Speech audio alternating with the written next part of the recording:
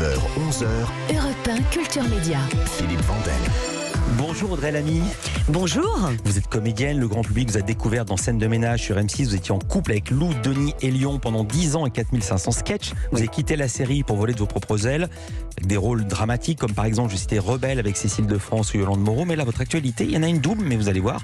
Téléfilm, un unitaire, on appelle ça comme ça, c'est La Vengeance au triple galop, film d'Alec Lutz avec Leila Bekti, François Civil, Guillaume Gallienne. C'est ce soir sur Canal+ à 21h. C'est le prix de la meilleure comédie au dernier festival de la fiction télé de La Rochelle. Alors, c'est très drôle, c'est une parodie, notamment de la série La Vengeance aux deux visages. On est dans les soap-opéras des années 80-90. À la base, vous étiez fan ? À la base, moi j'étais fan de Santa Barbara.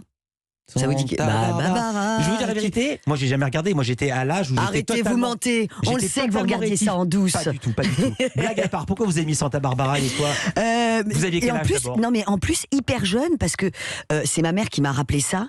En 3e année de maternelle, donc on a quoi, 5-6 ans, je partais à l'école avec une jupe en douce de ma mère et je mettais ça sur la tête pour que ça me fasse les cheveux de Kelly Capwell. Vous vous souvenez, qui était absolument sublime. Je crois.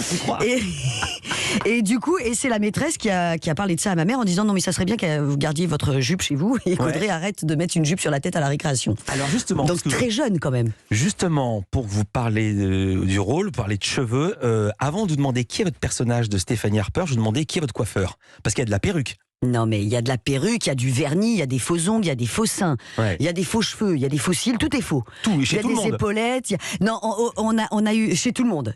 Et c'était le plaisir de se découvrir tous les matins. Il y a même des fausses dents. Il y a même des fausses dents, il y a des faux bras. François Civil qui a quand même eu un gant de baseball à la place d'une main. Et super équipe parce que il faut que ça alors c'est tous ces artifices-là, mais il faut qu'on y croie, il faut que ce soit bien fait. C'était très court parce qu'on a fait ce film-là en 14 jours, donc on peut pas passer 4 heures au HMC en installant tous ces petits préparatifs. HMC. Maquillage coiffure, exactement. Et donc voilà, une super équipe, un coiffeur dément, une maquilleuse incroyable, une styliste extraordinaire. Enfin voilà, tout était là pour qu'on fasse quelque chose de très chouette. On peut raconter l'histoire ? Bien sûr. Alors c'est l'histoire de Stéphanie Harper, donc qui est. C'est vous ? C'est moi. Qui hérite de l'énorme fortune de son père, et elle va épouser Craig Danners, qui est interprété par Alex Lutz, qui est tout sauf un gentil, puisque lui il l'épouse uniquement pour son pognon.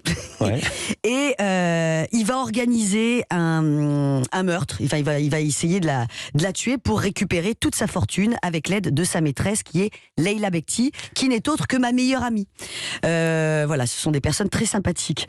Sauf que Stéphanie Harper n'est pas morte. Stéphanie Harper est bien vivante et elle compte bien se venger de tout cela. Voilà, et donc il y a une double identité qui est tenue par vous. Exactement, double identité, c'est-à-dire que je me fais attaquer par un puma, donc il s'en passe énormément.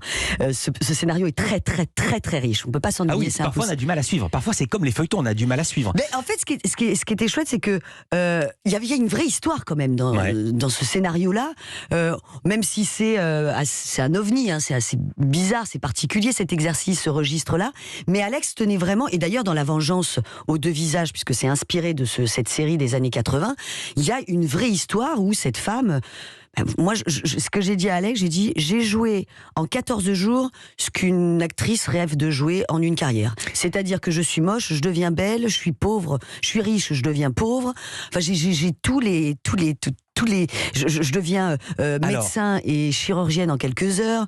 La personne qui vous rend belle, c'est le docteur interprété par Gaspard Ulliel, parce que je l'ai pas dit, il y a des sacrés second rôles. Et puis, quand vous êtes pauvre, vous allez dans un motel, il est tenu par François Civil. François Civil, donc le patron du motel, à qui il manque une main, à qui vous demandez une chambre. Voilà, je n'ai que cela à disposition et j'aurais aimé savoir si vous aviez l'amabilité de m'avancer quelques nuits. Le temps que je puisse me retourner et vous régler. Je suis dans une position plus qu'inconfortable. Inconfortable ? Et moi, qu'est-ce que je devrais dire assis toute la journée sur ma chaise avec une main en moins ? J'imagine que vous vous demandez comment je l'ai perdue. Non ? Eh bien, je vais vous le dire. Elle est passée dans une moissonneuse-batteuse, conduite par un natif du Nouveau-Mexique. Vous savez comme ils sont. Oui. Oh, ça oui. Ah oui ? Et comment ils sont alors ? Eh bien, ils sont tout à fait charmants, sympathiques. Souvent, ils jouent de la guitare à 9 cordes. Je vois que madame est inconsciente, comme tous les gens de la ville d'ailleurs. Mais vous êtes plutôt bien faite. Si j'avais encore ma main, je serrais la vôtre avec plaisir. C'est dingue parce qu'on se dit c'est parodique et c'est exactement ça, ces séries-là. Alors, François Civil, qui est une pépite. Ouais. C'est une pépite. Ah, il y a une séquence de chant entre vous deux qui est exceptionnelle. Ah ouais, bah en fait, je pense que tous les acteurs étaient super heureux de faire ce film parce que il y a un côté, ça libère quoi, ça fait du bien, on s'amuse. Vous êtes deux fois au générique, Audrey Lamy, je vous interromps parce que vous êtes aussi à l'écriture des dialogues. Ils sont pas écrits par vous, mais vous avez travaillé dessus. Ouais, oui. Les vôtres ou ceux de tout le film? Non, les nôtres. Je suis quelqu'un de très égoïste, vous savez. Ah non, je savais pas. non, uniquement les miens pour pour peaufiner, pour trouver encore d'autres idées. Mais c'est vrai que le texte était déjà tellement riche que ça donne envie. On a encore plus d'inspiration quand on a un texte aussi bien écrit que celui qu'a écrit Alex Lutz et Arthur Sanigou d'ailleurs.